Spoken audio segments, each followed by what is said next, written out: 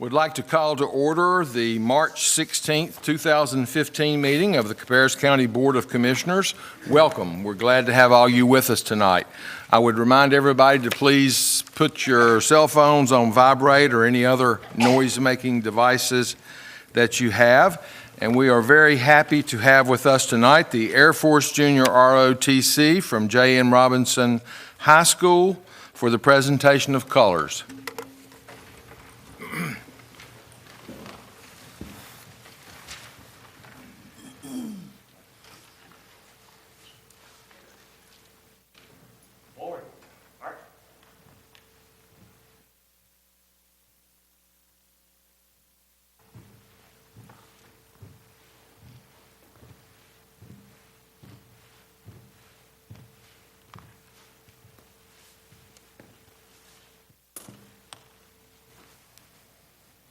About ace. Present. Color.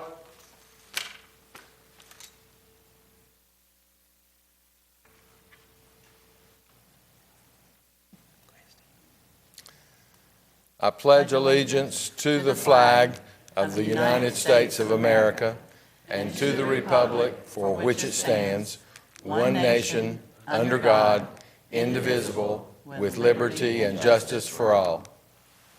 Carry. Color. Post.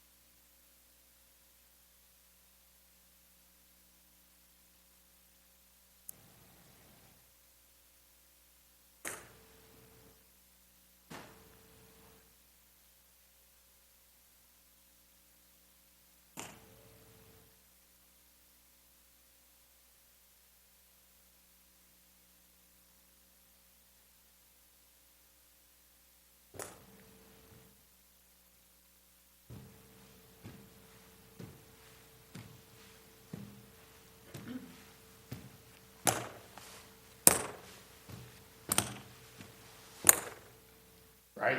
Ace. Forward. Arch.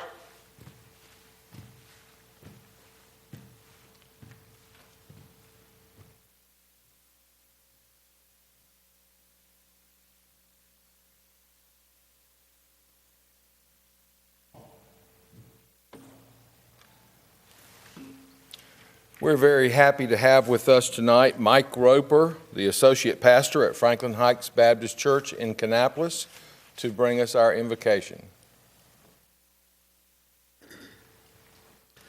Let's all bow our heads and hearts together tonight in this prayer.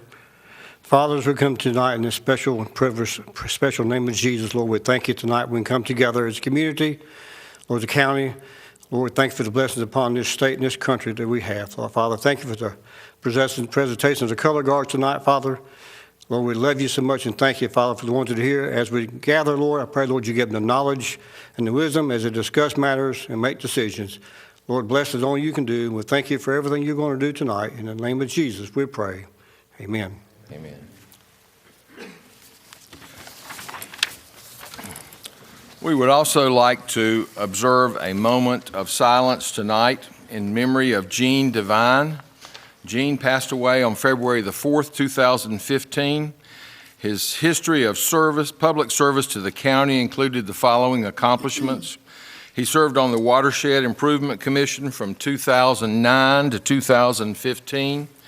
He served Cabarrus County as a member of the Planning and Zoning Commission as an alternate at-large member from August of 2005 to July of 2010, and as an appointed regular member representing Harrisburg from July 2010 to April 2014. His wealth of knowledge and his common sense approach made him a valued public servant. Part of the legacy that Mr. Devine leaves is a permanent conservation easement along a restored segment of McKee Creek that flows through his farm south of Harrisburg. Please join me in a moment of silence.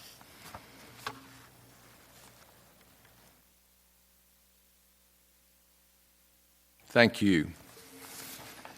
Okay, at this time, we would like to recognize the members of the Air Force Junior ROTC that made the presentation of colors, and I am not seeing them. Here they are. If you could come forward and introduce yourselves, and Commissioner Poole will have a pin for you to your left, my right. Come to the microphone, please, and introduce yourself. Hi, I'm Cadet Petty. I was recently accepted into the United States Air Force Academy, and I will be attending there, graduating 2019, and then commissioned as an officer in the Air Force. Thank you.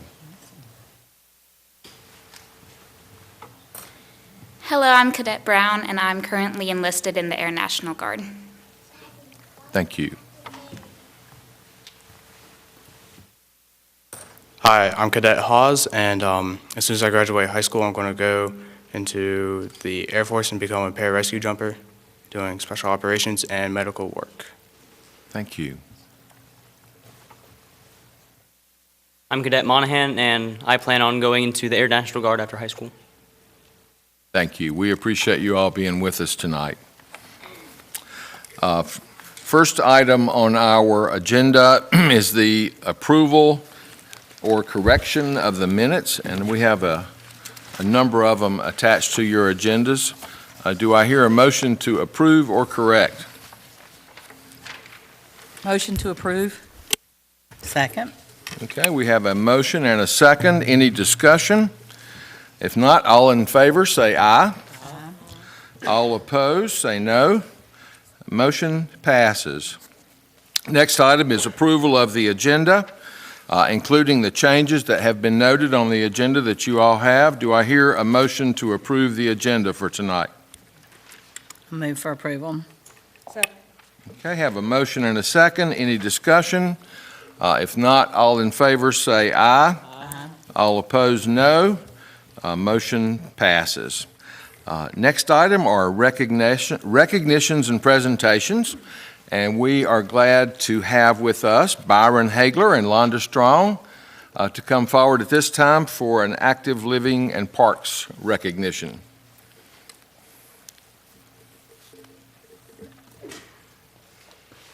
Good evening. It's my pleasure to introduce Mr. John Bird. He is the Executive Director of the Park Ranger Institute, and he's going to present an award to Byron Hagler. Thank you very much for allowing this time for me to come and give this presentation. First off, I want to let y'all know that your parks and active living, I have a hard time saying it because I grew up in the parks and recreation decades. But I've been knowing your director since she had long hair and I had brown hair. So we've known each other a long time, but your Parks and Active Living Department is well respected in the state of North Carolina. It's at the top of the list as far as professionalism and the things y'all are doing. So I want to make sure y'all are aware of that and applaud you on that. Secondly, this presentation I'm about to make is for the Professional Ranger Certificate in the non-sworn category from the from the Park Ranger Institute. This is a professional certificate.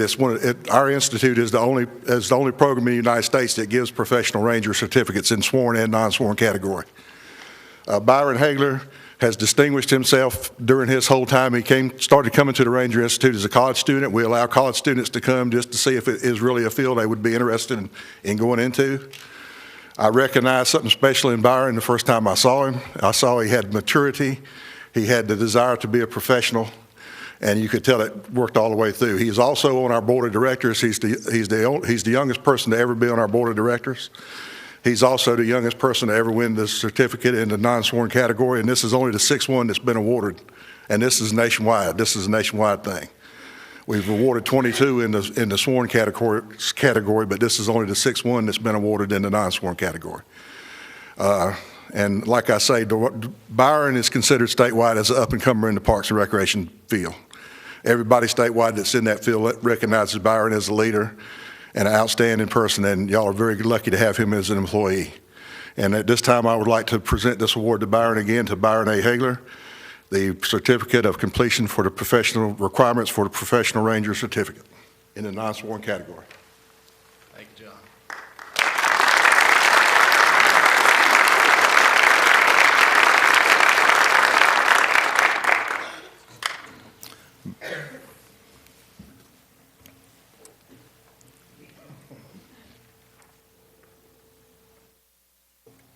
Byron, we would be happy for you to make a speech if you would like. I just would love to first thank John for believing in me and bringing me onto the board, and also traveling down here. He's traveled a long way to come down here to make this presentation tonight, and I really appreciate him taking the time to do that. And also, I would love to thank Cabarrus County. Without Cabarrus County and my wonderful supervisors, this would not be possible. There's a lot of time, a lot of training that goes into this, and without that backing for my continued education, would not be possible. So I just want to say thank you. Great, thank you. We're proud of you. The last time I saw you, you had on an elf suit that I thought you might be able to transition that into a leprechaun suit. So that's how I expected to see you. Tomorrow. That's tomorrow. Thank you and congratulations. Thank you. Okay, next on our agenda is Susan Fearington with a recognition of Sherry Barnhart. So if they will both come forward. Yes. Sherry Barnhart, she's our purchasing contract agent for the county. She's been with Cabarrus County since August of 1994. She's been active in the Carolinas Association of Governmental Purchasing for all of these 20-plus years. Sherry's earned her Certificate of Local Government Purchasing Officer designation in 1999 and has recently received the Lifetime Certificate status. Sherry has served on the CAGP board, rising through the ranks and becoming president for the 2007-2008 term, and has served as the treasurer since 2010. For the award she's receiving tonight, since 1952, the Carolinas Association of Governmental Purchasing has supported public sector procurement professionals and promoted their continued education. The association established the Hall Wicker Award in 1996 to recognize outstanding contributions and service to the advancement of the purchasing profession. This is the most prestigious award given out by the CAGP, and the 2014 honor was awarded to Sherry Barnhart, Purchasing Agent and Contract Administrator for Cabarrus County. And the award reads, the Hall Wicker Award of the Carolinas Association of Governmental Purchasing is hereby awarded to Sherry M. Barnhart in recognition of service and dedication in public purchasing in the tradition pioneered by W.T. Tom Hall, innovative and dedicated purchasing professional, and Warren J. Wicker, respected teacher and cherished mentor. February 24th, 2015. Sherry.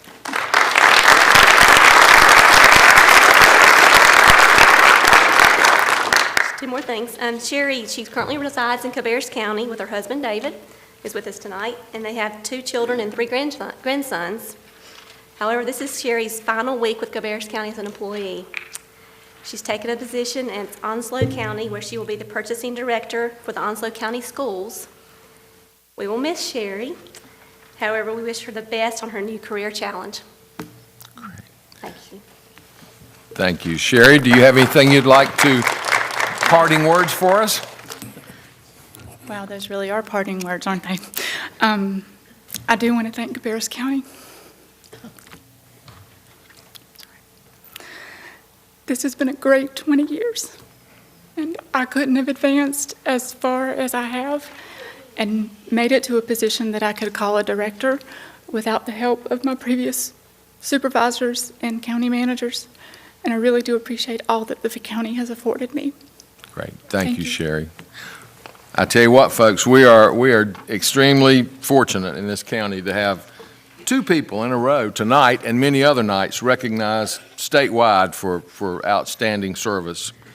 Next up, we have some Soil and Water Conservation District recognitions, and Dennis Testerman and Hannah Hersey are going to come forward for those.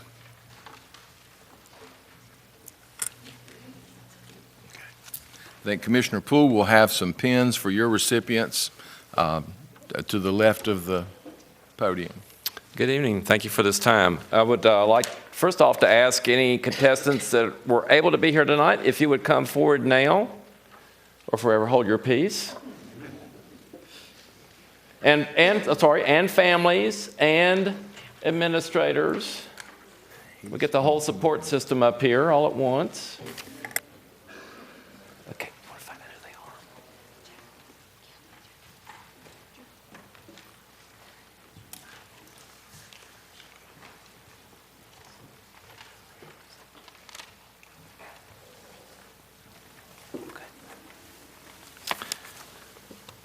So we appreciate this opportunity to recognize some of our winners in our annual contest. We were with you a couple of months ago to recognize the first round of those. So we're going to be recognizing winners in our poster and slideshow contest this evening.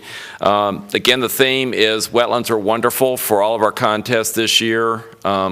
We will be back next month to recognize regional winners. That contest, part of that contest was held over the weekend, and then in the weeks ahead, we'll find out the rest of those results. But things are looking quite good for Cabarrus County so far at the next level. And with no further ado, I will ask my colleague Hannah to step forward and tell you a little bit more about the contest and the theme and who we've got here tonight. Thank you, Dennis. With the theme being Wetlands Are Wonderful this year, I'd like to draw attention to one of our latest projects, the Conservation Field School at Clark Creek, which is located at Cox Mill Elementary School. It is a 33-acre property that we own that spans a 200-acre regionally important wetland, and that is designated significantly natural heritage area. It is adjacent to the wetlands are woodlands that are a result of old field succession for 4 decades. We also have on the property a wildlife cam that has captured numerous images of waterfowl species, coyote, deer, squirrel, and even a beaver. The field school also features a research platform that extends into the water so that we can observe numerous waterfowl species and water quality can be monitored from there. Just today, we went out to the property, and within 5 minutes, we saw wood ducks, 2 red-shouldered hawks, chorus frogs, and geese. Also, we got to observe some trout lilies that were in bloom. So with that being said, the field school is a great location for outdoor experiences. One of our goals this year is to construct a field guide documenting different animal and plant species on the property with the help of students, interns, and local organizations. So all these benefits that I've mentioned and more were displayed in these numerous posters and slideshow presentations that we have a privilege to observe this year. So overall, over 600 participants with 47 poster entries and 3 slideshow entries with 10 different schools that participated. So I would like to recognize the winners for this year's contest. As I call each student's name, please step forward. 3rd grade poster, first place, Maya Sanders from Harrisburg Elementary. 2nd place, Rylan Lau from Jackson Park Elementary. Tied at 3rd place, Chalmers Bankhead IV, Jackson Park Elementary, and Lindsay Clark, Jackson Park Elementary. For 4th grade poster, we had first place, Jack Lewis from Fred L. Wilson Elementary. 2nd place, Vanessa Whitman, Fred L. Wilson Elementary.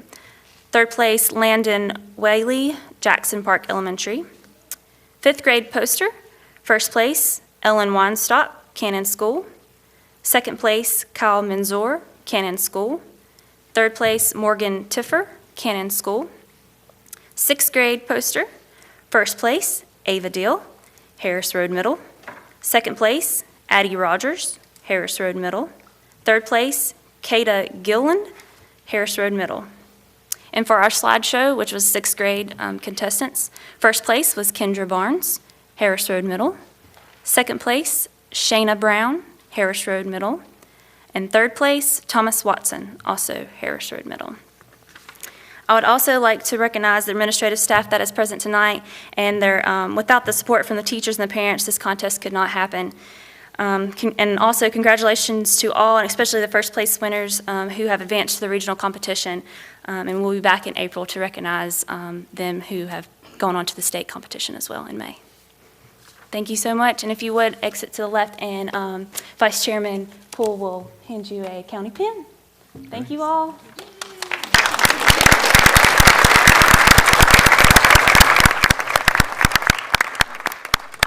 Congratulations to all of you. Yes, Dennis. We would also like to thank our liaison, Commissioner Shu, for helping judge these. Was that the hardest job you ever did in your life, or one of them? You know, it really was tough because some really young artists there. I was very impressed.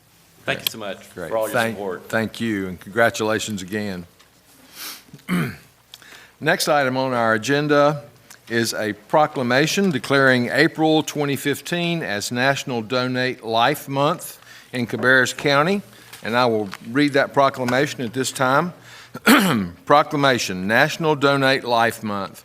Whereas Life Share of the Carolinas is focused on saving lives by increasing participation in the North Carolina Organ, Eye, and Tissue Donor Registry, and whereas April is observed as National Donate Life Month with unwavering support from the nation's donation and transplantation community, and whereas Life Share of the Carolinas, the organ procurement organization that serves Cabarrus County, is part of that community and has its own programs to highlight the importance of donating to save lives of others, and whereas over 3,300 North Carolina residents and 123,000 people nationwide are in need of life-saving transplants, and whereas residents of Cabarrus County have been touched by donation as recipients of life-saving transplants and as members of donor families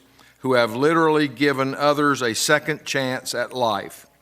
And now be it resolved that we, the members of the Cabarrus Board of County Commissioners, do hereby proclaim the month of April 2015 to be National Donate Life Month in Cabarrus County, and urge our residents to give serious thought to the importance of eye, organ, and tissue donation, and if so desired, to join the North Carolina Donor Registry, and further, to notify their family members that they have done so.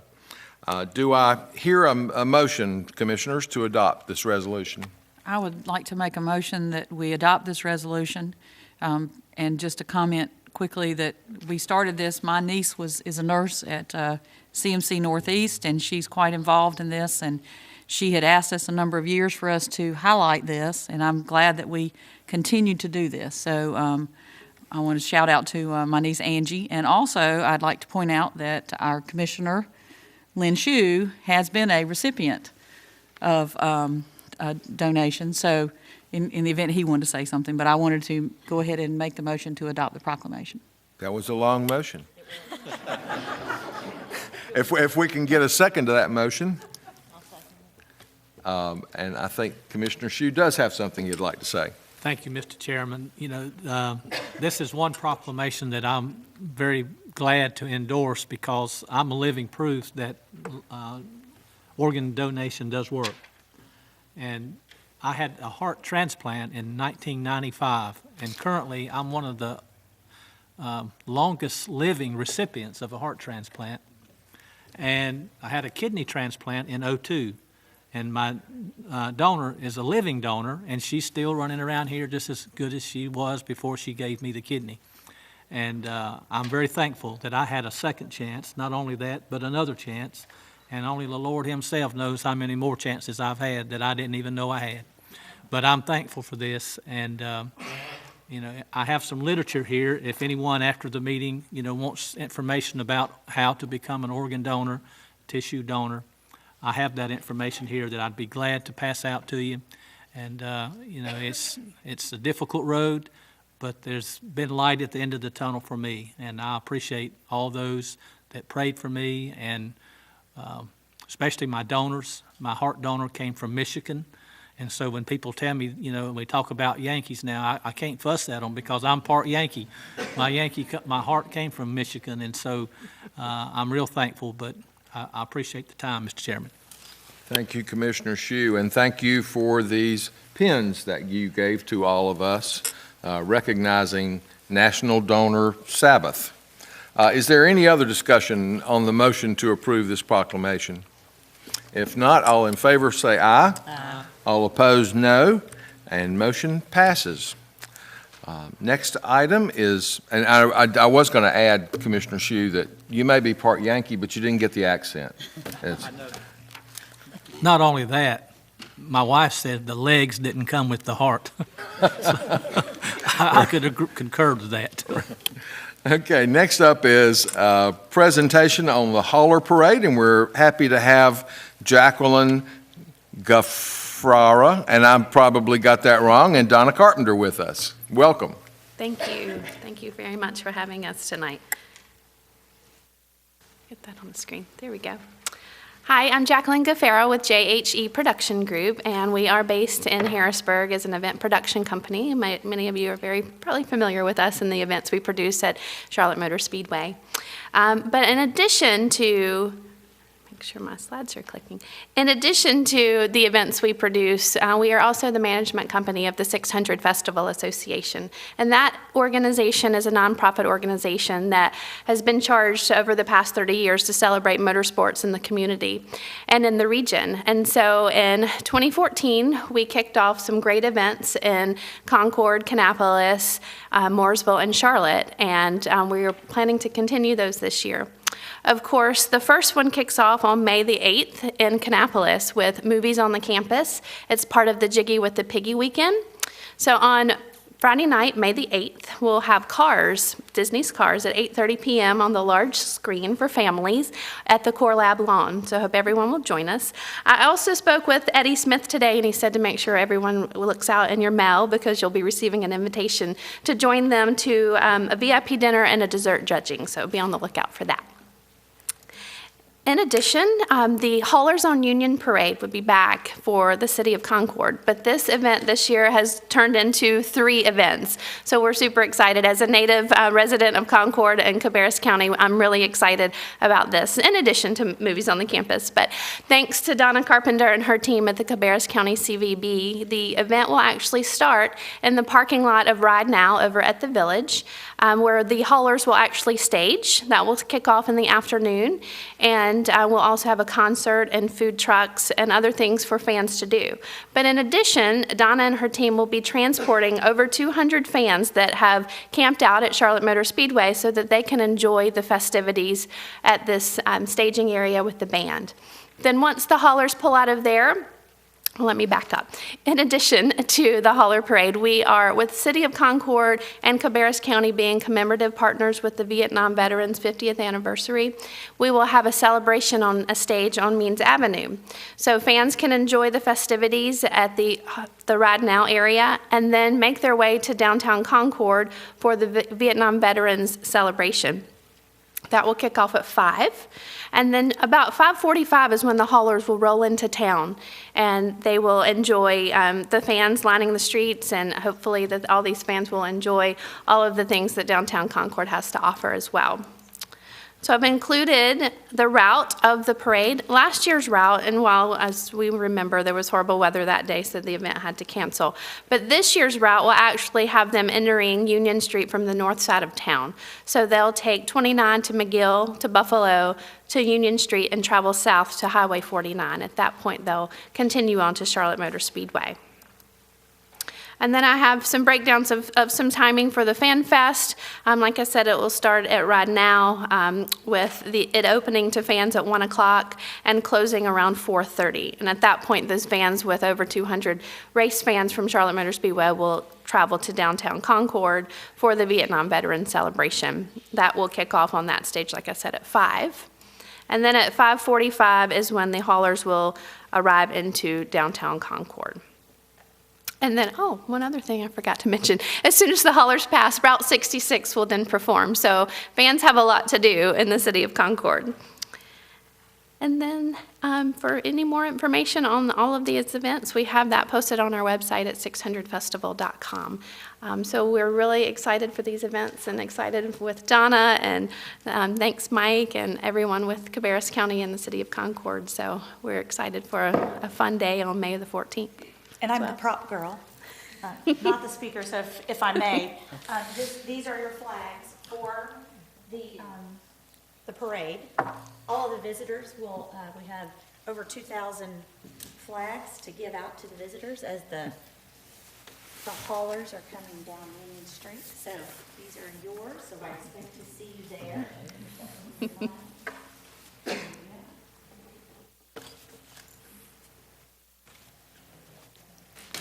Sounds like a very fun day in Cabarrus County coming up, and we appreciate you being with us tonight to tell us about it. Thank you. Thank you. You're welcome. Thank you very much. That's another of our local companies, J. Howard and JHE events that put on these productions all around the region. And when we see these fabulous events that go on in downtown Charlotte surrounding the races, it's one of our local Cabarrus County companies that's managing all that. So thank you for what you do. Next item on our agenda are informal public comments. I've got a number of cards here that indicate they're here to talk about the closure of North Drive. So unless somebody has an objection, we're going to hold those for that public hearing. If I miss anybody that got included in that, please bring it to my attention. Our first speaker, and we would ask all of you to adhere to our 3-minute time limit, and we do have a timer here and a buzzer that goes off. And our first speaker is Robert Simmons.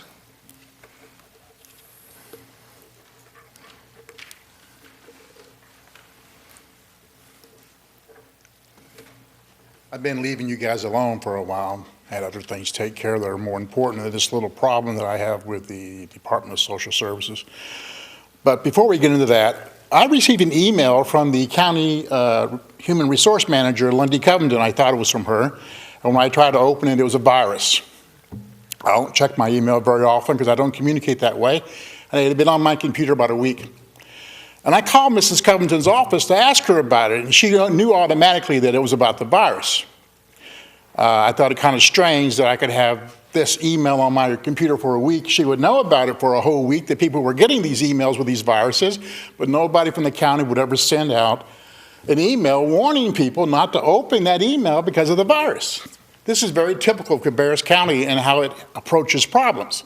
It pretends that the problems do not exist in hopes that you'll just go away.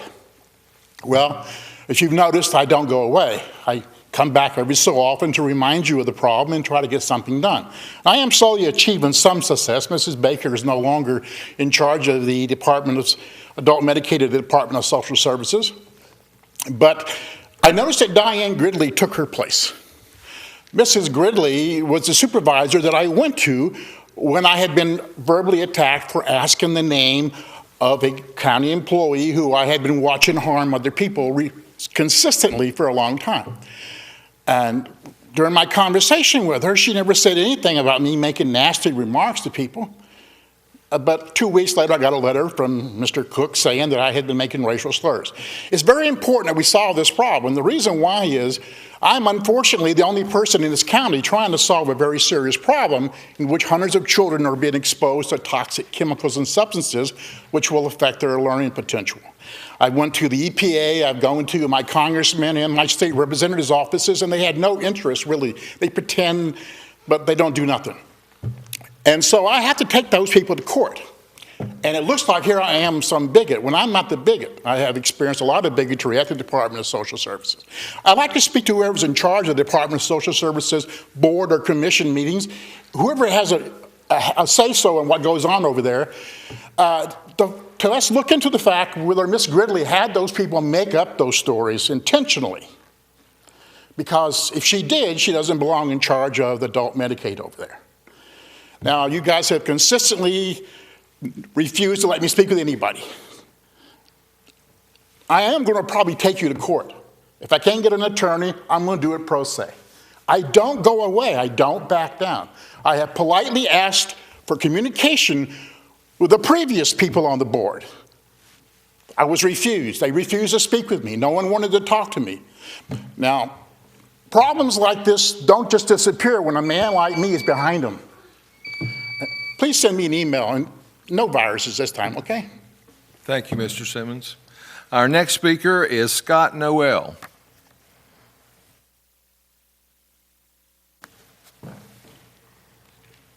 Welcome. Thank you. Good evening, commissioners and others. I know most of you and on the board here as well from past experiences and interactions come tonight to talk about a personal project I've been working on. And Mr. Cook has actually heard this one at the Harrisburg Town Council meeting the other night when I brought this up. It's a personal effort, not anything from a financial or profit perspective, but trying to solarize Cabarrus County. There's been a lot of efforts going on around that from different parts of the country and different counties within North Carolina. North Carolina is actually very high up in the country, one of the top 5 solar installations as far as it goes for megawatts.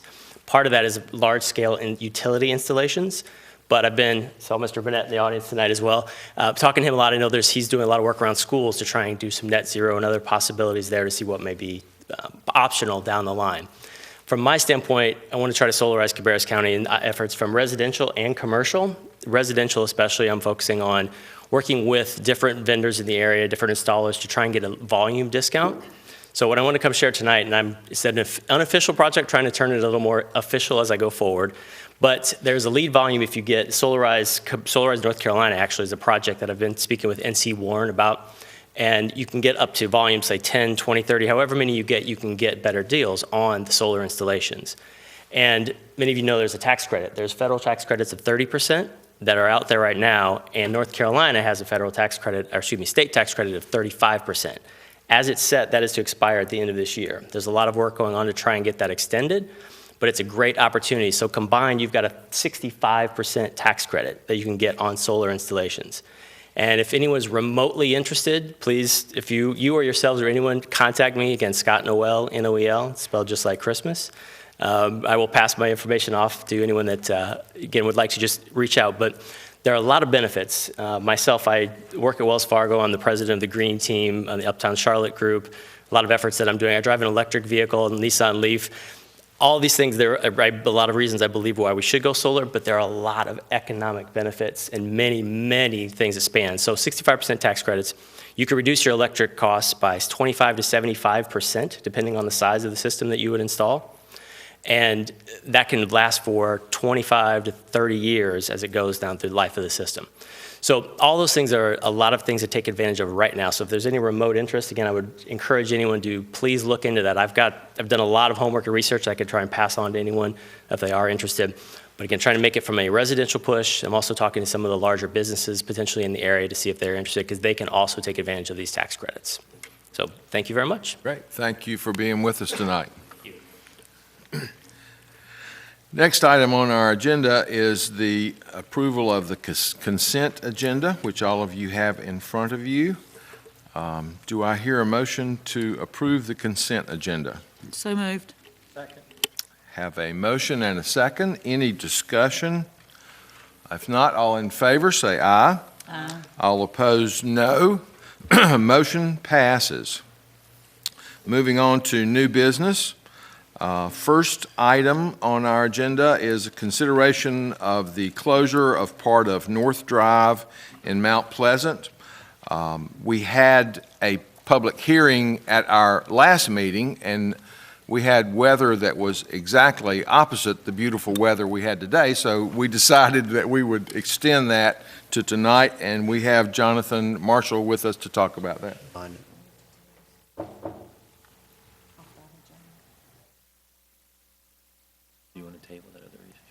We can do that when we come to it. Yeah, that's okay. As the chairman stated, this hearing was originally advertised for our March meeting, and the board recessed it to give people more opportunity to speak with the weather we were having that night. And this is a request from the Board of Education to close a portion of North Drive, which would be necessary to construct a new Mount Pleasant Middle School on that site. It also had to go before the Mount Pleasant Board of Commissioners as well as the North Carolina DOT Board. The Mount Pleasant Board has voted 5-0 to approve the closure of this segment. And again, it's because of jurisdiction. On the south side, it's Mount Pleasant jurisdiction, north side, Cabarrus County. And the North Carolina DOT Board has also voted to approve abandonment of the maintenance of that segment. So at this point, it's, the last action would be before the Board of Commissioners to adopt an order to close that segment of the road.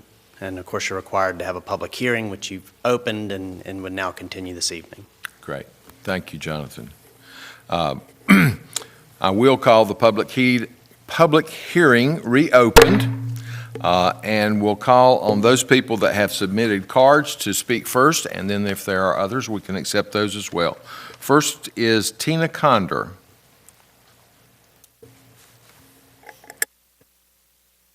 Good evening, ladies and gentlemen.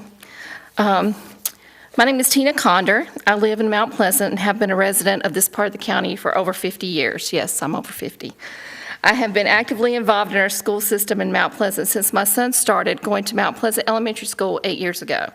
Since that time, I spent 2 years as the PTO president at Mount Pleasant Elementary School and served as the parent council representative to our Cabarrus County School Board. My constant goal during this time was to get the school system to turn their attention to Mount Pleasant Middle School. They have finally done that, and I'm sure you've seen the wonderful plans that they have for the school.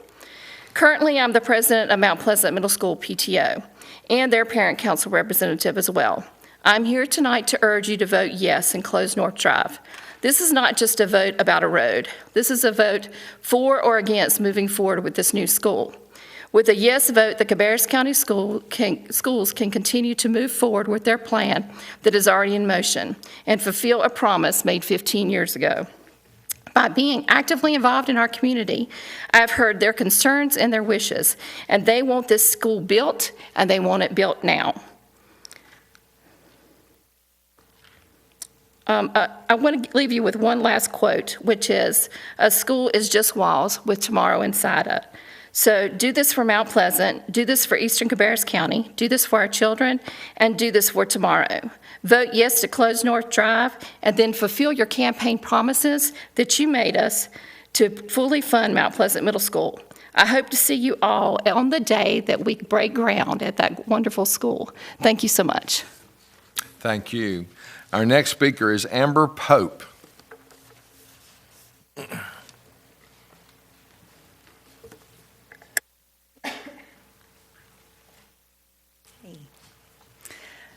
My name is Amber Pope, and I live at 8812 Valley Street, which, if you know Mount Pleasant, is actually right off North Drive. So I'm actually within walking distance to the current middle school and hopefully soon to the new middle school. One of the reasons we bought our house and why we moved to Mount Pleasant was because we loved the community and we loved that area. And my 2 daughters hopefully will attend that new school, and I can't wait. We've waited long enough. The people of Mount Pleasant have been waiting, and we're ready. Regardless of what people think should or shouldn't be done or how it should have been taken care of, the fact of the matter is that the time is now. The North Carolina DOT has already said yes. The town of Mount Pleasant said yes. So we need to go forward. The will of the people of Mount Pleasant is that North Drive should be closed so that construction can begin. The entire town council came together. I went to those meetings, 3 different meetings, so I knew I was going to come here tonight. Not a single one voted against it because they know that's what we want and that's what we need. And I ask you tonight to continue that forward motion, to let our school be built, and when the time comes, to fully fund it. So tonight I ask you to vote to close North Drive and go ahead and give our children the school that they deserve. Thank you. Thank you. Our next speaker is Esther Haber.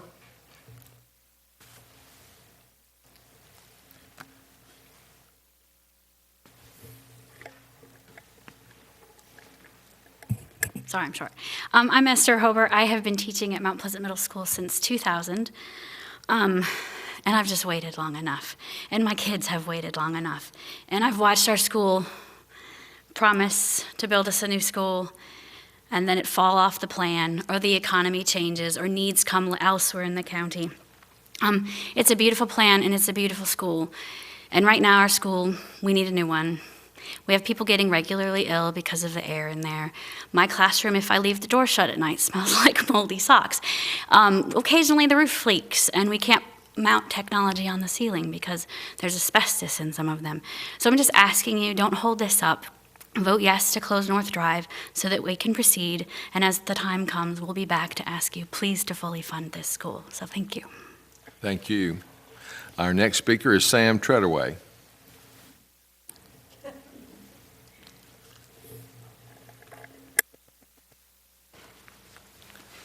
Chairman Morris, Board of Commissioners, and Manager Downs, thank you for the opportunity to speak with you. I bring a point of levity to this topic. On May 10th, 1926, Cabarrus County Board of Education decided to build a high school in northeast Cabarrus County. November 15th of 1926, the first students started class. In less than 6 months, we found land, we purchased land, we developed an architectural drawing, we built the building, we hired teachers, and we started school. The replacement for that 6-month project predates this century, and it's time that we do something about that. We can always find a better plan. We can always find something better somewhere else, but I think it's hard for me to stand before my fellow teachers and educators and say that we cannot move forward at this point. I've had the good fortune of working in every middle school in Cabarrus County. And to be honest, the disparity at Mount Pleasant Middle right now is appalling. We've been patient for the growth of the western side, and I think it's time for our taxpayers to see some of the benefit of that. So I ask you, I'm advocating for us to close North Drive, which is a very dangerous intersection to begin with, and to move forward with this project. And then I also would like to stand in concern, and I feel like you might share that concern, about House Bill 128, because I think these issues are related, because I'm not a legal scholar, but I find it troubling that Raleigh would want to hinder your ability to meet the needs of our community in a timely fashion. So I know I have a feeling you probably share that concern with me. I just wanted to voice that. Thank you again for all your time and effort to serve our public needs. I appreciate you every day. Thank you. Thank you. Our next speaker is Tim Farrer.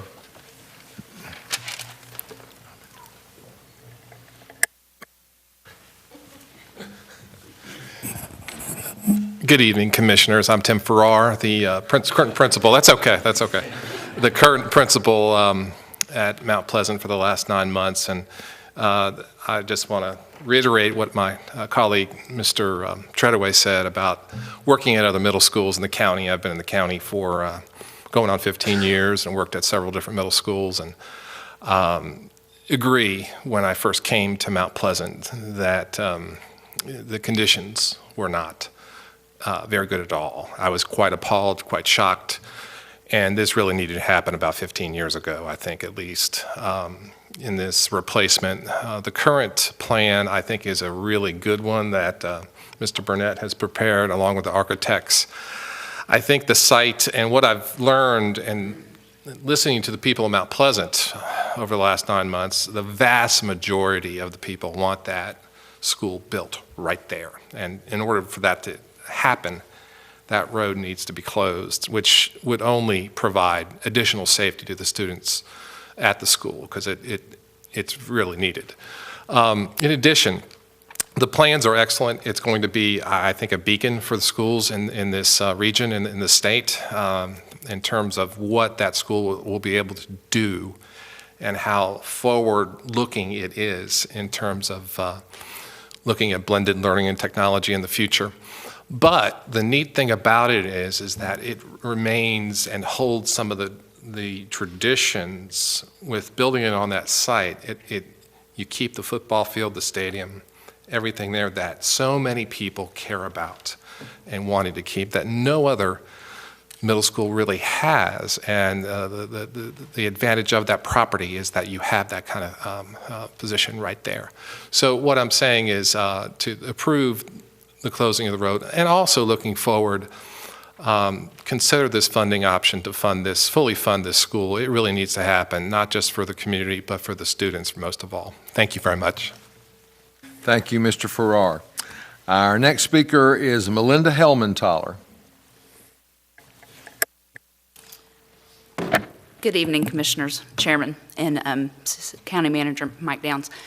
I just want to come as a resident of Mount Pleasant and North Drive. I live off of North Drive, so this will affect me, the closing of this road. And I am also a staff member at Mount Pleasant Middle School. With giving the statements that everyone else has made, Mr. Farrar and Mr. Treadaway mentioned the safety hazard. I have the duty of taking our 7th graders outside during a fire drill, and we literally have students standing in the road to get away from the school.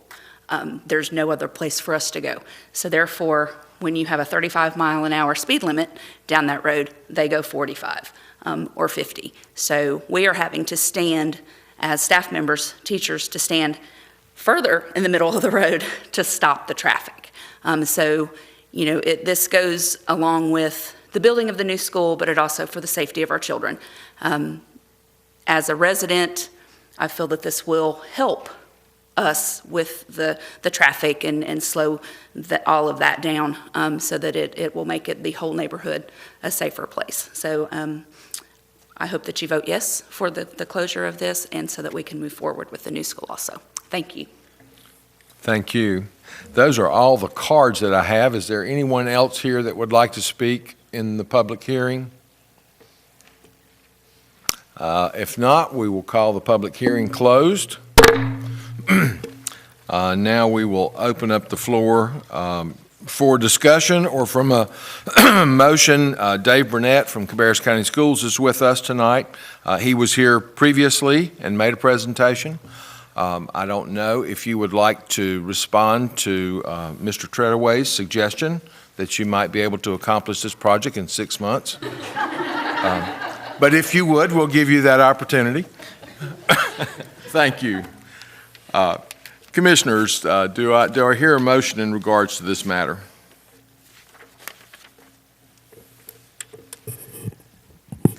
I'll make a motion that we move forward with the closure of North Drive. Thank you. Is there a second to that motion? I will second it.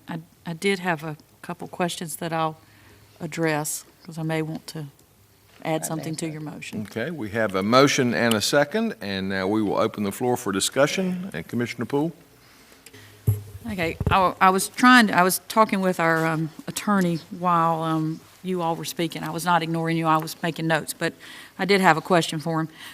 Commissioners, we received an email, I want to say a week ago, could have been longer. It had a number of names underneath it, and I think there were 3 things that and I'm sorry, it's in my phone, I could pull it up, but there were a couple of points that were made. One was if North Drive is to be closed, that they wanted to make sure that the school was going to be built there and that we were going to fund the school. So what I was checking with our attorney is the statute that addresses the ability for us to vote to close. So his handwriting is actually better than mine. He might disagree with that, but there are 2 things that we have to determine. One is that the closing is not contrary to the public interest, and that 2, no individual owning property in the vicinity of the road will be deprived of reasonable means of ingress and egress of the property. And I believe that when you made your presentation to us at the work session, there was plenty of discussion about how that would be closed and could be opened if need be, and you know they still get access to their property, and fire and EMS and everybody can get there without any problems. I fully believe that this board, as this proceeds, will agree to fund the project. So I don't really think that's an issue as far as funding the project. I agree with, I think, the sentiment's been said before, and I know I've said it before. I understand what you're saying about history and being on that site. I had proposed privately to a previous school board member, the possibility of having a K-8 school, so we would replace both the elementary and the middle school at the same time, and it not being on that site. At that time, there was an offer made that the school board chose not to act on. So I'm really kind of toying with this, if you will, as far as the motion. I'm okay with the motion that you made, but I would like to say that in the event that the school board determines to build it on a different location, for some reason, if they determine that, or there was a question of the funding, I would like to make it known that I would not want us to close North Drive if that were the case. So I would like the closure to be effective as of the date that the Board of Commissioners funds the middle school project at that location, and that the Board of Education proceeds to commence construction at that location. so that if for some reason there was a change, we wouldn't be closing that drive based on this particular ask. So I hope that makes some sense. Are you asking to amend that motion to include that Well, language? I would ask the one who made the motion if she would be willing to accept that amendment or not. And if you want to wait and make a response after everybody else has a chance to make a comment, I'm fine with that I probably too. would have you read it again, but we'll see if anybody else has any feedback. Okay. I'll let you borrow it. Okay. Any other discussion on the motion? Mr. I Chairman. just want to, Go ahead, Mr. I'm sorry.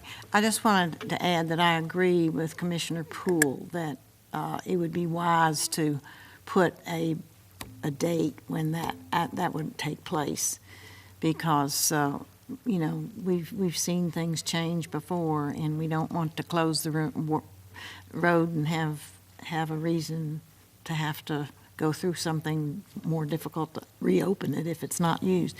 I'm not saying that it won't be, but I think it's wise to put that date in there the way Ms. Poole mentioned it. Great, thank you. Commissioner Shue, did you have discussion? Thank you, Mr. Chairman. I did want to make a few comments tonight, and regardless of my vote, I feel certain that this board will pass this. I mean, I feel like they will. But I've been wrestling with this problem it's not a problem unless you go to Mount Pleasant, because it has been a problem for a long time.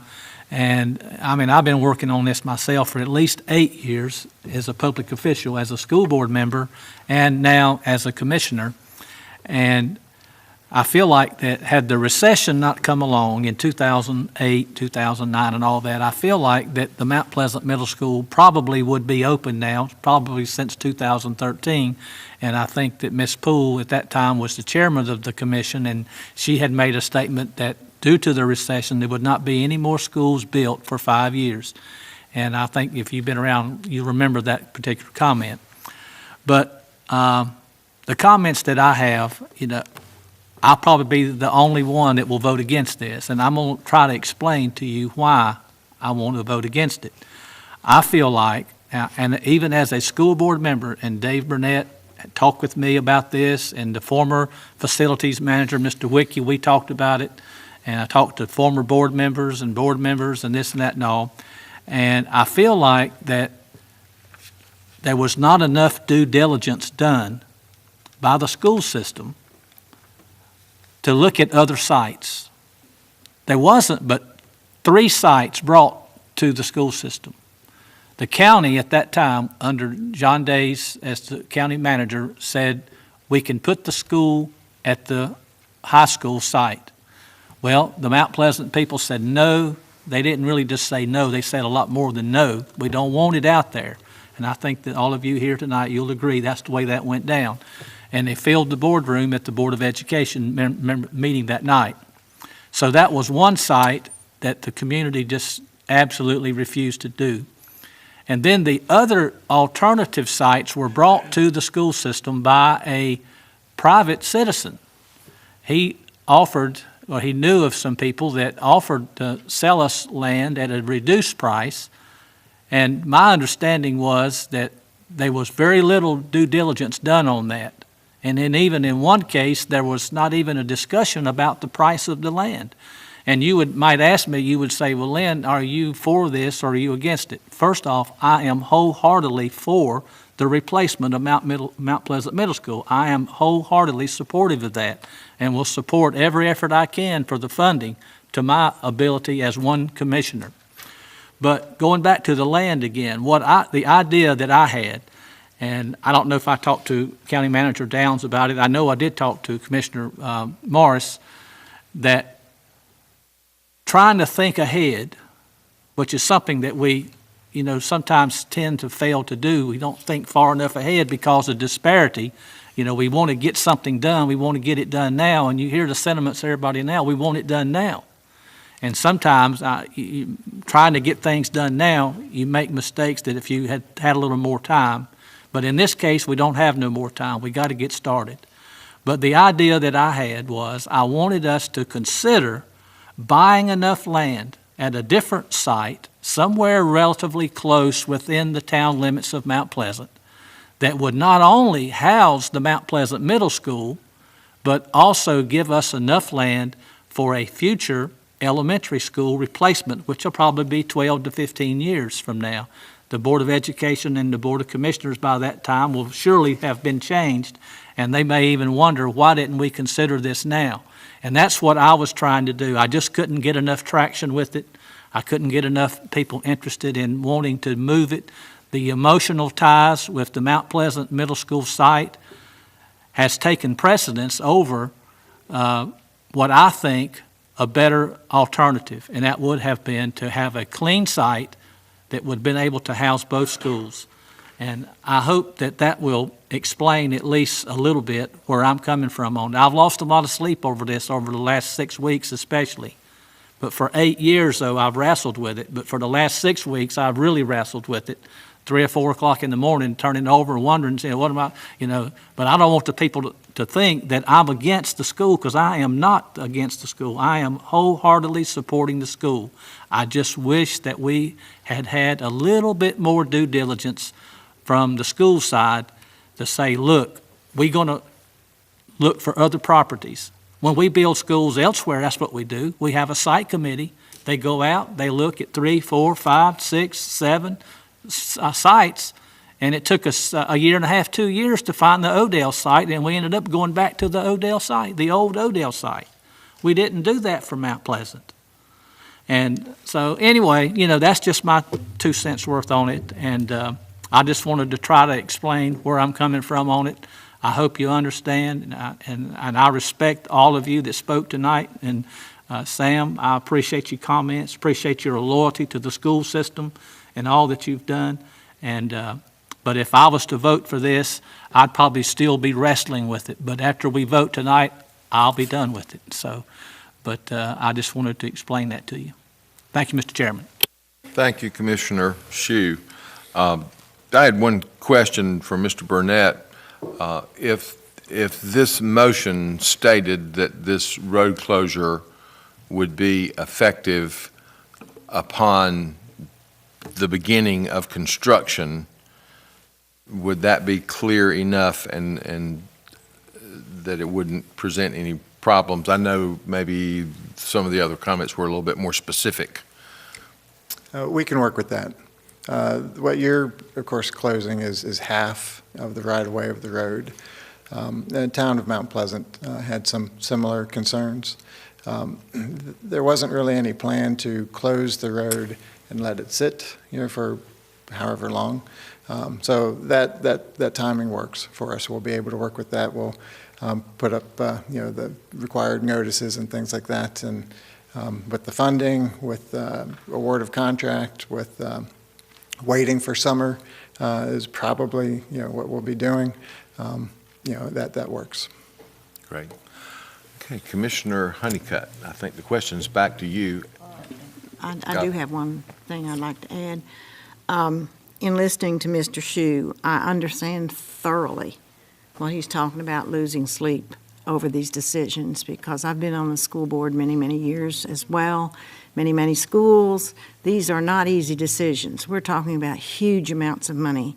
So we can't make decisions based on sentiment or, just off the top of our hat or because people want it today. So I understand exactly what he's talking about.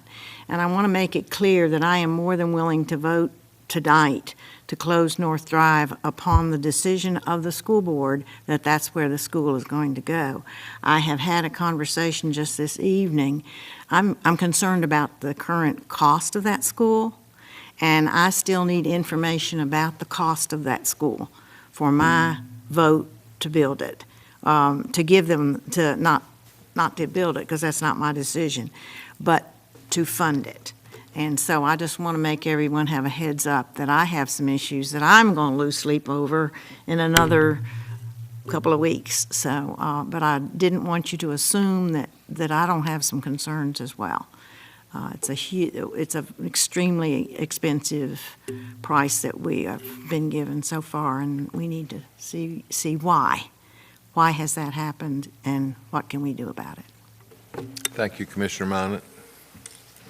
Okay. Do you want me to restate what I had? I think that's what she was getting ready to ask. So, Okay. just to, he says it won't really hinder anything. So. Right, and so what I would say, your motion, I would ask that you amend it to make it contingent upon the closure of North Drive effective as of the date the Board of Commissioner funds the middle school project at that location, and the Board of Education proceeds to commence construction at that location. That's what I would ask, if you would be willing to amend your motion for that. I wouldn't. Great. Yes. Okay. So, Commissioners, we have before us an amended motion. Is there any other discussion or questions? If not, we'll move to a vote. All in favor of that motion, please say aye. Aye. Aye.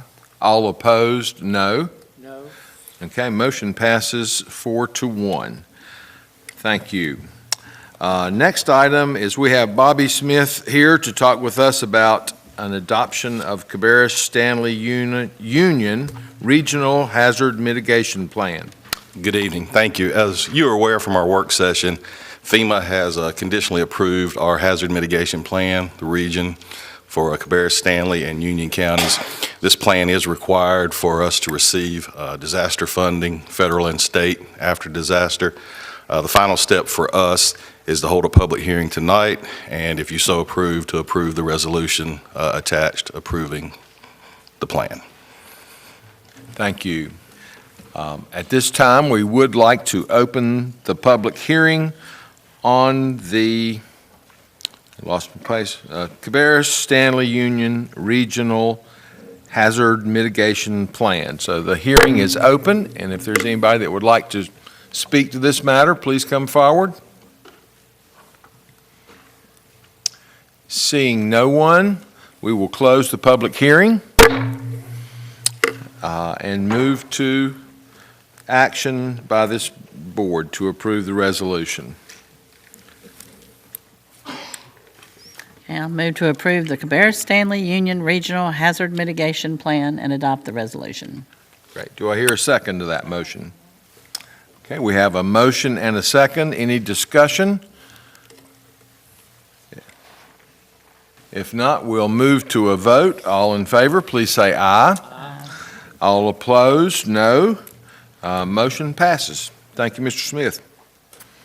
Okay, next item is Cabarrus County Schools funding request for surveying, geotechnical, and Phase 1 for Royal Oaks. Well, actually, I'm jumping ahead. I think the first item is additional funding request for road improvements for the Odell 3 through 5 school site, and Dave Burnett is here to talk with us about that. Thank you. The Board of Education is requesting $839,500 to construct an access from Highway 73 to the Odell Elementary School project. This request was discussed at the Board of Education at the two February board meetings, and it was discussed March 2nd at the Board of County Commissioners work session. Hopefully we addressed all the questions and issues that were voiced at that time, and we're happy to answer any other questions you may have. Great, thank you. Commissioners, do you have questions of Mr. Burnett about the road improvements for Odell 3-5 school site? And we did see a pretty comprehensive presentation on this at our work session. If not, if there are no questions, I would entertain a motion regarding this matter. Mr. Chairman, I'll make the motion that we adopt the project ordinance and the related budget amendments that pertain to this item. Okay. Do I hear a second? Okay, we have a motion and a second. Any further discussion or questions? If not, we will move to a vote. All in favor, please say aye. Aye. All opposed, no. Motion passes.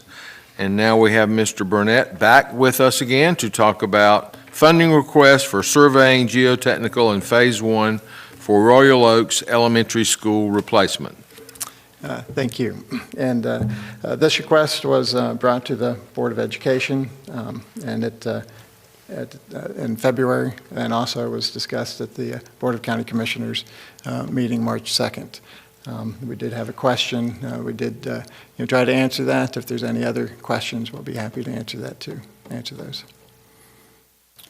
Yeah, I'd like to try to ask my question a little better. I don't think it came out exactly like I meant for it to, but what is the process? I mean, like, when you go through, have you guys already looked at multiple sites, and this is your primary site? If you get the 30,000, you do the study, it comes back, everything's good. Is that the site that you're building on?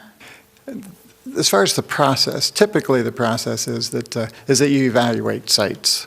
So we are evaluating a number of sites, and it's there's different levels of evaluation. So we do have a site-based committee. We do have a site selection committee.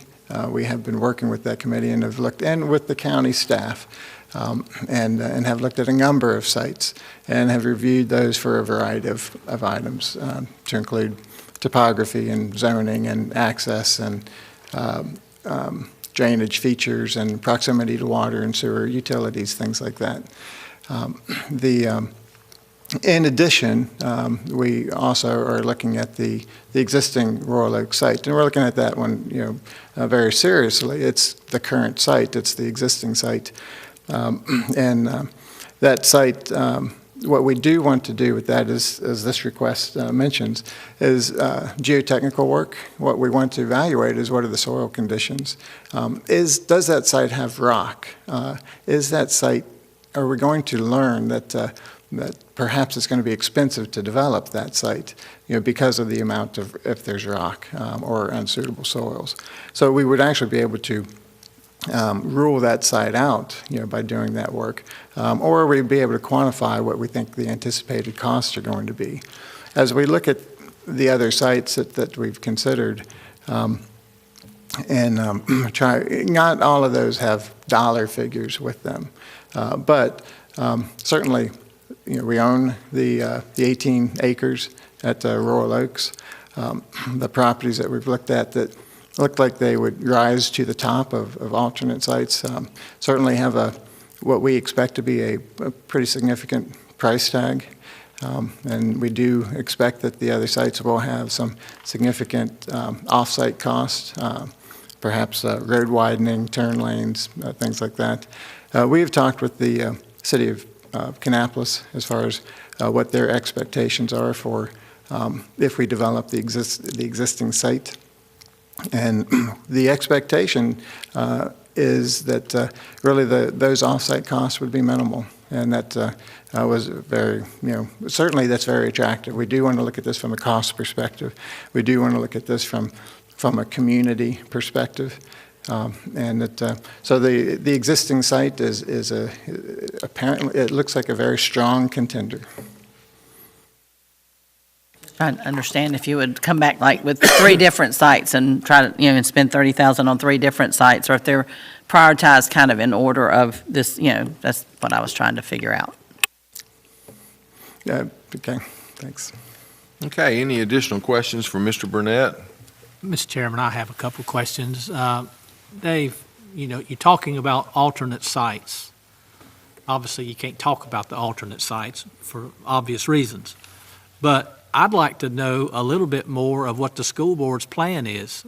Are we going to replace just the Royal Oaks Elementary School with 300 or 400 kids, which we have proved as a school board member that it's not cost effective to build a small community school like that with construction costs the way they are today.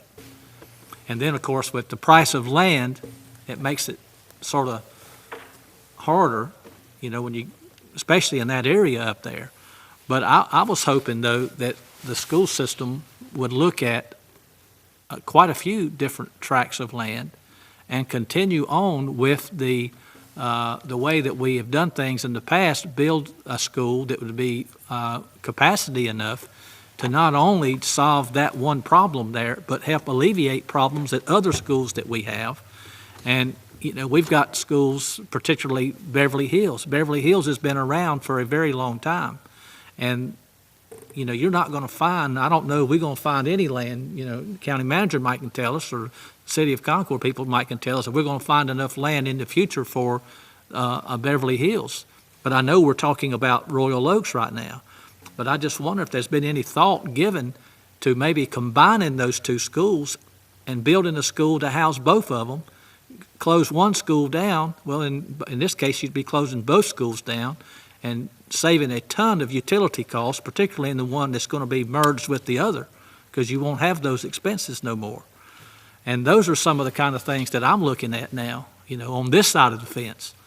Because if you build it to school for $350,000, $400,000, you're still going to be looking at, well, I don't know, you didn't throw no figures out there, you just said quite a bit.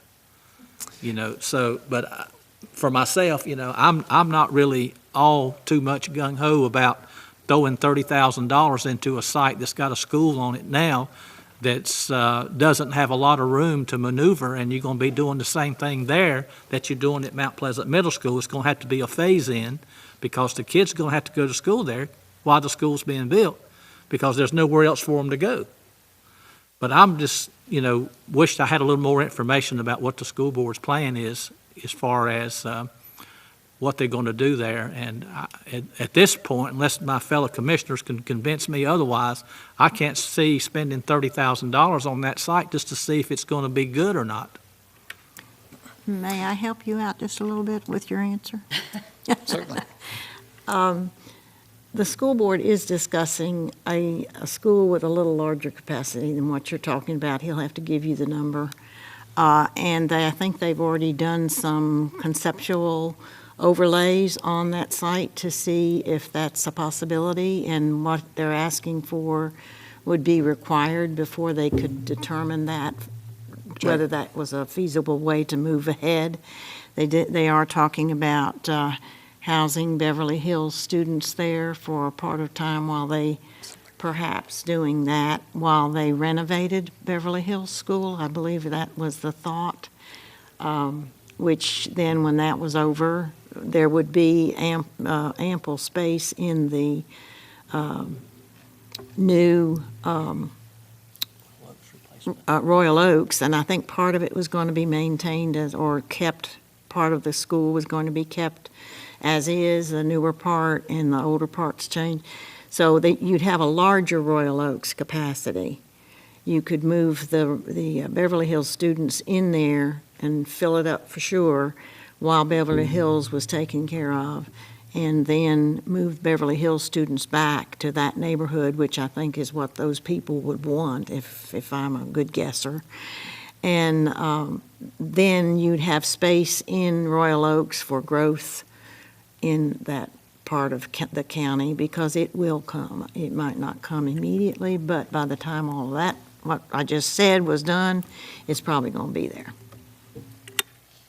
Yes, so the Board of Education is definitely considering many different options and has voiced many different thoughts as far as the capacity of the Royal Oaks Elementary School and the options of other schools possibly coming into that fold, or perhaps it's used as swing space for such a future renovation or something like that, or possibly a magnet school.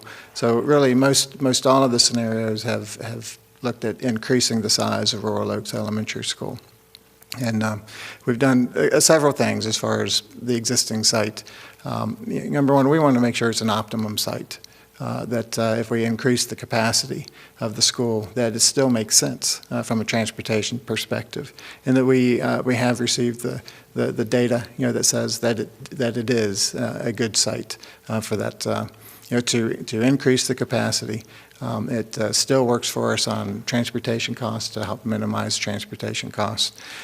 We've looked at a couple different scenarios on capacity, 400, 648, 800 students, and that in all of those scenarios, we felt that we could keep construct the new school, keep the existing school in operation, and maintain what we call the 1998 building, which is the primary grades building on that campus for future use. So in all of those scenarios, we felt that we could accommodate that.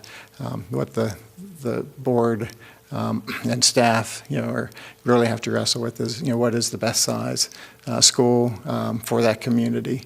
One size does not fit all. We do need to be sensitive to that. It is, on the educational side, we need to find and for ourselves, confirm, what is the best size for that school, for that community. Mr. Chairman, one more question, if I may. Dave, there's a lot of proposed DOT work in that area, and I'm sure you're familiar with it. I don't know exactly what all is going to take place, but it's a major deal in that area. The Winecoff Road and Mount Olivet Church Road, all of that's supposed to somehow merge in together, and it's going to be, I don't know, but it's a very huge project, though, and I would hope that you've taken all that in consideration as well, as far as traffic flow, traffic patterns, safety, and all that. Mm-hmm. Yes, we are familiar with what the current plans are. We do not feel that they're going to impact the existing Royal Oaks Elementary School campus. However, depending on the size of the campus, of what we eventually decide on, if it's much larger, if it's an 800-student school, I do anticipate we would conduct what's called a traffic impact analysis report that would identify what we would need to do to accommodate the traffic in the area for our our the morning and afternoon rush hours, and that so from that data we would be looking to see if we need to add a traffic signal on Highway 29, which is one that we've been discussing as a possibility, as a potential, but. What we will be doing in that regardless is that we will be accommodating all of the stacking traffic on our property. And that is something that is not happening currently. They don't have room for it currently. And we would be designing it, and we feel that we can, previously mentioned the larger school on the campus, and that is with, increased vehicular circulation on site. Well, and that's a possibility. And again, we are looking for the most economical solution. And that we think that is a distinct possibility in this case. Additional questions for Mr. Burnett? I would make a motion to adopt the project ordinance and the associated budget revision, adding that not to exceed $30,000. And should it exceed that, then you would come back to the board at that time. Great. Okay, we have a motion. Do I hear a second? Okay, we have a motion and a second. Any further discussion? If not, all in favor, please say aye. Aye. All opposed, no. Motion passes. Next item on our agenda is update of Capital Reserve Project Ordinance, which, if I understand correctly, is what enabled us to do the last two we just did. But Pam Dubois is with us to answer any questions you might have. That is correct. Agenda item 3 and 4 were the funding of those two projects, and this is the receipt of the money from the Capital Reserve Fund to make those fundings occur. So this is another project ordinance that's related to the Capital Reserve Fund that will provide $527,000 for the Odell 3 through 5 school road improvements, because there are some funds that are left over in that school construction fund that we can use to offset the remainder that gets you to the $800,000, and to provide $30,000 for the project for Royal Oaks that you just approved. And the final request is to release the remaining $11,486,500 to be used for other county projects, based on the discussions that we had at your work session on how we would use cash for certain parts of the construction projects and then issue debt for the construction portion of those projects. So this would allow us to continue that plan that we talked about at the work session and move forward with the projects that we have on our fiscal 2017 debt issue that we proposed through the budget process. Great, thank you. Any questions from Ms. Dubois? Mr. Chairman, I would make a motion to approve the updated Capital Reserve Project Ordinance and related budget amendments.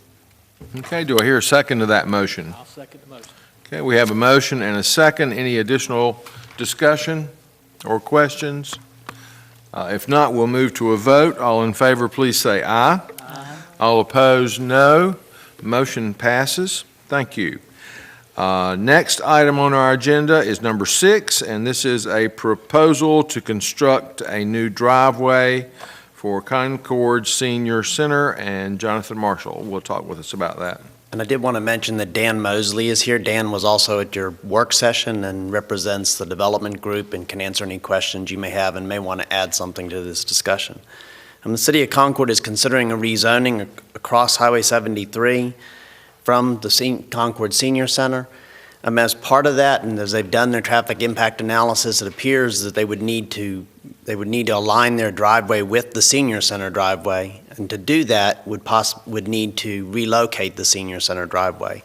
So their proposal to the county is that they would build a new driveway into the Senior Center and the Life Center that would align with the driveway for this development. They would also, at this point, are proposing they would donate a parcel the county currently leases for a gravel overflow parking lot. Again, the rezoning is still being considered. Right now, it's calendared to go before the Concord Planning and Zoning Commission on April 21st. My counsel to you at that time was this is not your zoning action. And I would say that again, that this is really just if this development occurs, then the alignment of those driveways would be something to be required under the current proposal for that development, and they would need to work with the county to do that. I will say, having met them on the site, the new driveway location would work well for the senior center, both in terms of its location and site distance, getting a little further away from the high point of that road, as well as having some additional turn lane and site distance that would benefit that driveway. Thank you. Any questions for Mr. Marshall? Ms. Minor.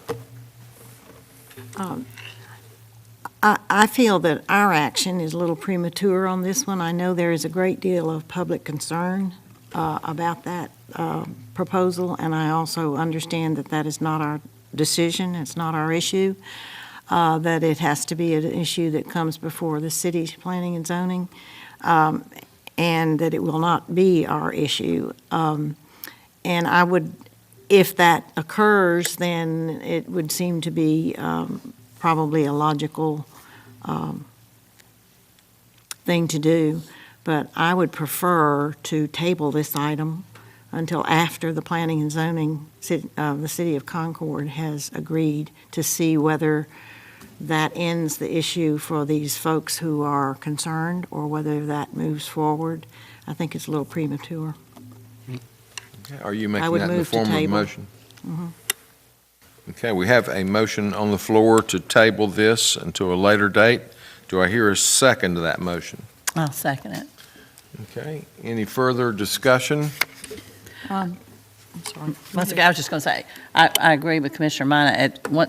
I feel like it's a little premature. This is kind of the what-if game. I'd rather wait until we know for sure what the city is doing and then come back, and would certainly be open to that, because I think what you say, it certainly makes sense if everything's going forward with the project. But not knowing that, to step up and do something seems a little early. And that's certainly a decision the board can make. And what they were asking for is just a statement of interest, if you would be interested in doing that. But it's up to the board what action you want to take. I know Mr. Mosley, if you wanted to hear from him, did want to address that, because there are a couple things to consider along with that action. But that's, up to the board. Great. With your permission, board members, could we hear from Mr. Mosley? Thank you for letting me speak. The major part why we're asking at this stage is that as we're going through a rezoning, this is a conditional rezoning, so there's traffic impact studies, engineering design, budgeting, a great deal of work, time, and effort goes in just getting it to the door of the city, and that's on the private side. And it's based on a specific layout. And beyond, on the private side, the city is spending a great deal of time and effort and man-hours evaluating this. They spent a good bit of time working with the people putting this together. So it's just a lot of work to get it to zoning. Now, and there are other layouts that don't involve the senior center. But this was the one that, from all the inputs, was judged best, and that's why it was moved forward. But again, tremendous amount of work done on both the private and the public sector here. It's not just a what-if game. That was the reason. It was so much of a tale of work and effort that went into it up front. And if you decide not to go with the driveway, then we don't completely reset and reboot, but we just, in this case, I think we would end up going back to a previous layout that would not involve the senior center. Thank you. Appreciate you letting me speak. Board members, do you have any questions for Mr. Mosley? Thank you. I didn't have a question for you, Okay. thank you. My comment was going to be, first of all, as I see it, we have two options. One, if we wanted to go forward with it, we could do it contingent upon approval by the City of Concord. So that unless the City of Concord does their action on the 21st, nothing would happen.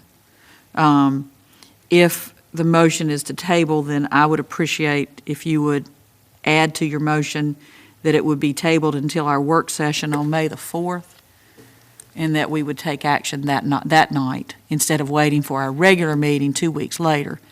He's expressed the cost that they have invested in the project, and I'm not weighing in on the pluses or minuses. I think we've all gotten the emails of the last couple days or phone calls asking for us to delay this.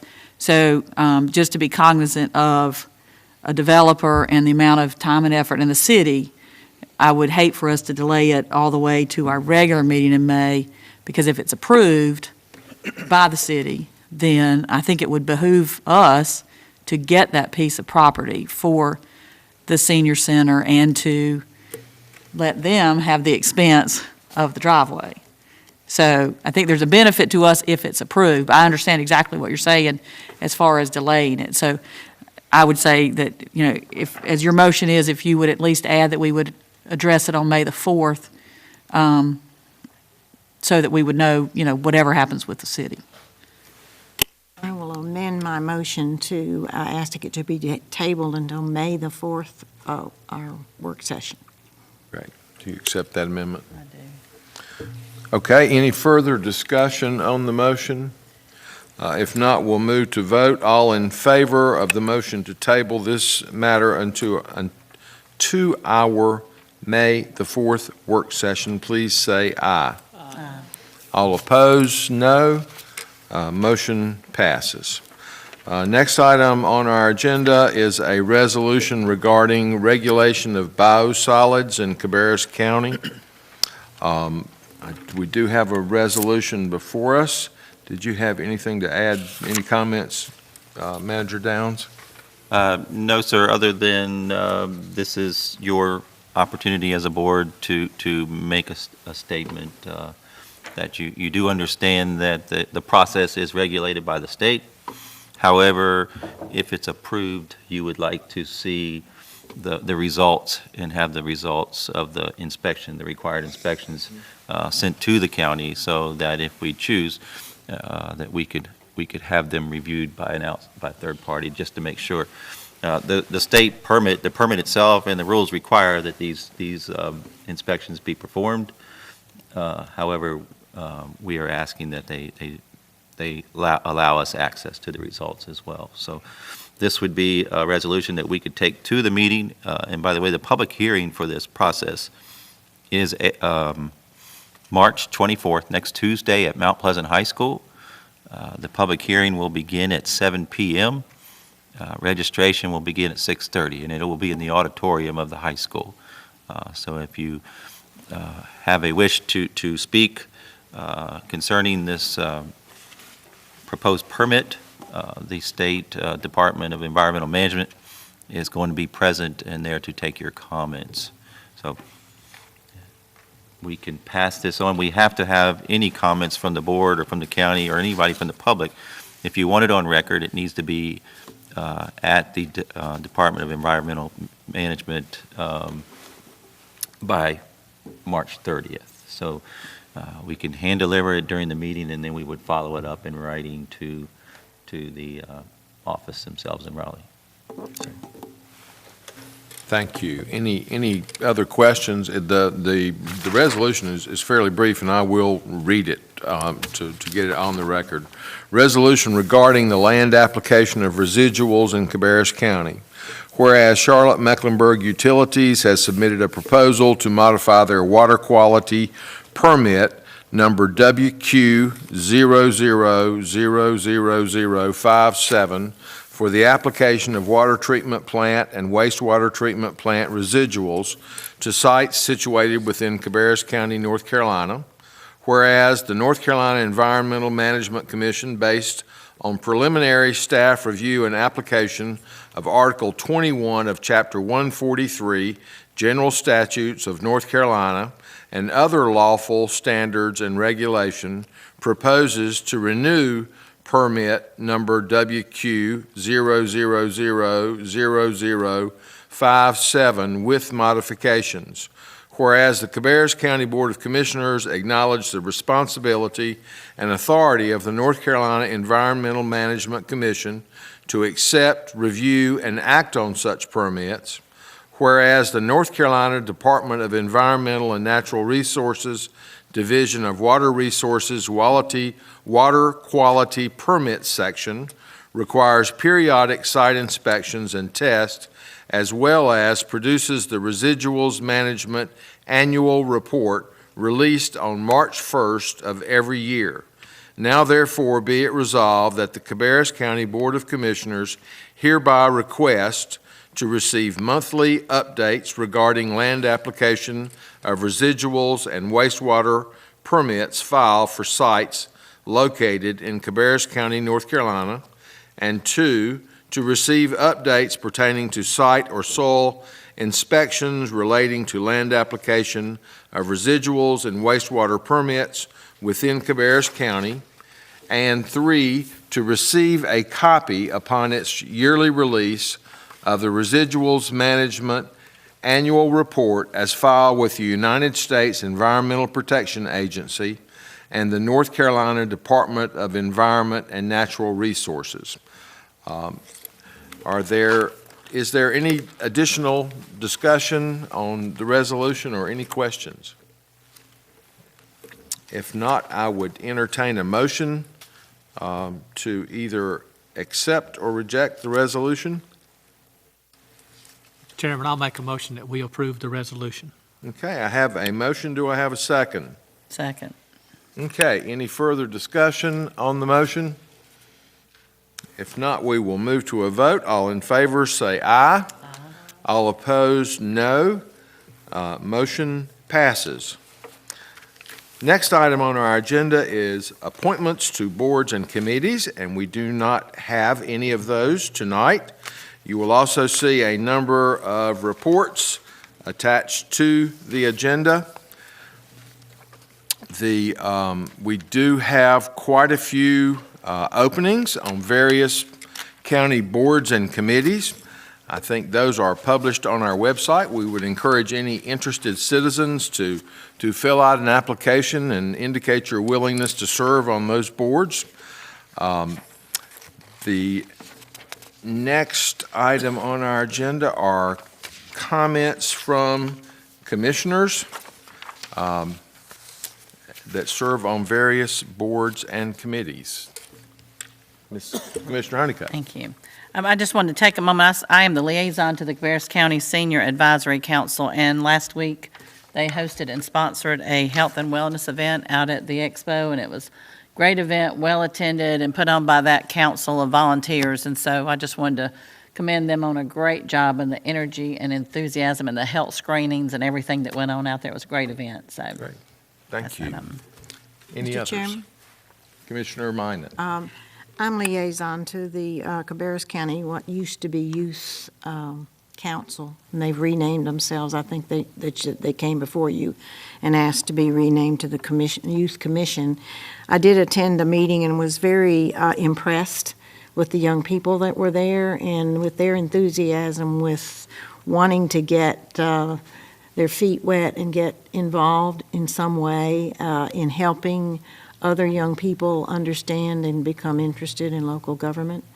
And I was particularly impressed with two young ladies who who are going to be working with our library system to try to encourage high school students to become volunteers in our libraries and to create writing clubs and they had all kinds of wonderful ideas to increase the use of our libraries by our teenage population, which is an age group that doesn't really recognize that libraries are here and doesn't know what they can do to become part of that system. And so I was very encouraged by that group. They were a great group of kids. Thank you. We are fortunate to have our librarian with us tonight, and I'm sure she's glad to hear of the additional help coming her way. Commissioner Poole. A couple things. Thank you very much. So we need to give a shout out for Kibbles and Bids on March the 21st to support Kitty City and Cabarrus Cares.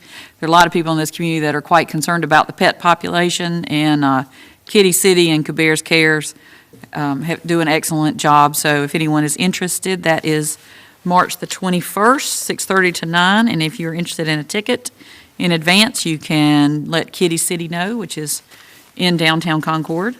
And another item coming up next week that I hope there'll be a good turnout for, Robert Pfeiffer. I think we all know this, but he lived from 1849 to 1928 and collected art, and it's because of him that there is the North Carolina Museum of Art in Raleigh, because in this area at that time was not deemed to be the place to have a state museum of art. So he donated his artwork that he had collected in his lifetime and the funds have bought some extremely nice artwork that is in Raleigh.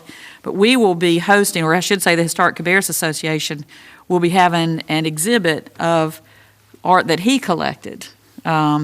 And Thursday night, the 26th, there is a dinner and exhibition opening, and the tickets, I believe, are $40, and they need to be purchased by Friday from Historic Cabarrus. So, Commissioners, I hope that you will be able to go to that event, and I would like to invite anyone that follows our meetings, and I think it's posted on our county's webpage. Also, if you need more information, contact Historic Cabarrus and join us Thursday, the 26th, for dinner and presentation on the influence, again, from Cabarrus County, the influence on something that is statewide and we probably take for granted. Judge McGee and Judge Horton were the ones behind this and had done some research. It's very, very interesting to learn about our history.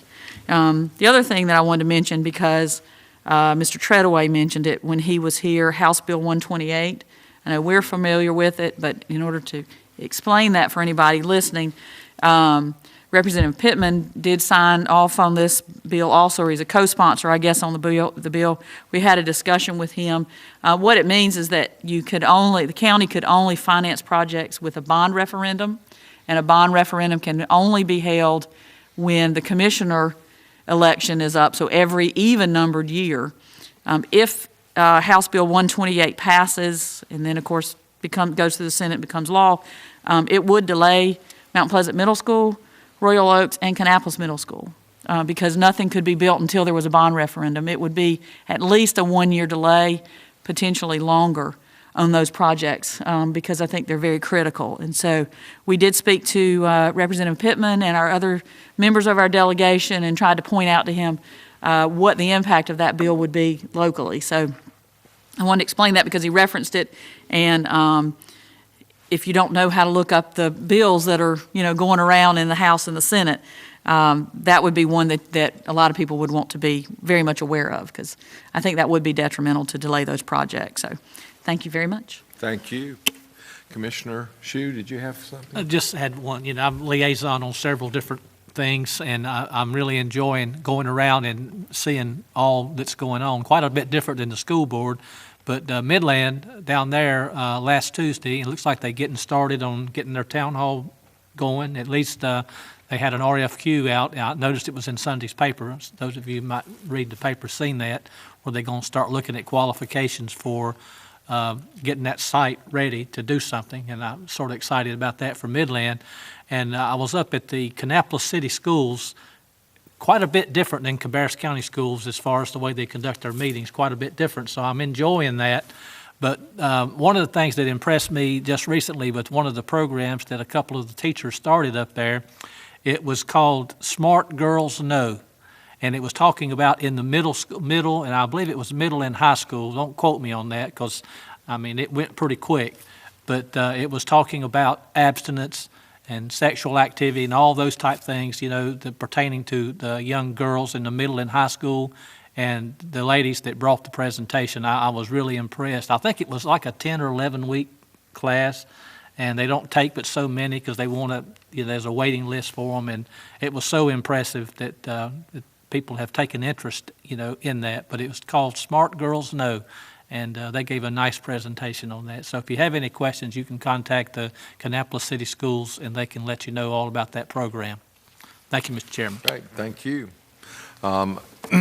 Of course, as I think all of you know, all of the commissioners serve on a number of different committees or liaison positions, and we appreciate all the time that everyone invests in that. It was my pleasure earlier today. I do serve as liaison for the city of Kannapolis. County Manager Downs and I were present at a special meeting that they had this afternoon, signing documents for the purchase of downtown Kannapolis from David Murdoch. So a very, very bold move by those elected officials. My hats are off to them. I think that they are tackling a problem that could only be tackled in that way.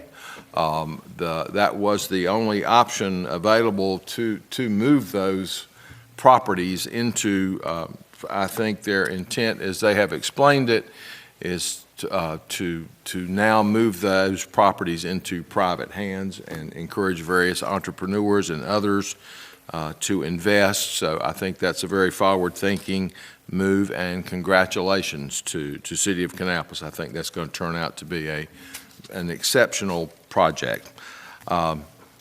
Did you have something else, Commissioner Poole? Okay, we do have need of a closed session tonight.